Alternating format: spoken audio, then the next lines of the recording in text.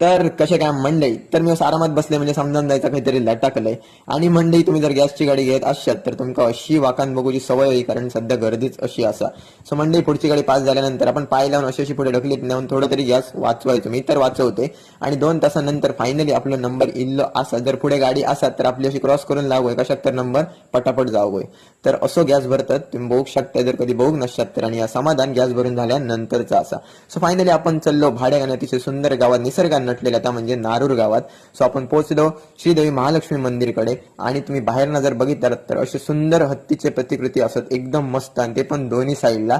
So आपण जाऊया आतमध्ये, पटापट आतमध्ये प्रवेश करूया. तर इंटेरियर तुम्ही बघू शकता किती मस्त असा, एक नंबर. सो फायनली आपण मंदिरात पोहोचलो आणि जाऊया पटकन आणि घेऊया देवीचा दर्शन. तर श्रीदेवी महालक्ष्मी की जय. सो मंडळी पाया पडून घ्या, आणि इकडनं कोण असला तर नक्की कमेंट करा, माका थोडा बरा वाटत. आणि इकडे एक मोठा उत्सव असतो तो म्हणजे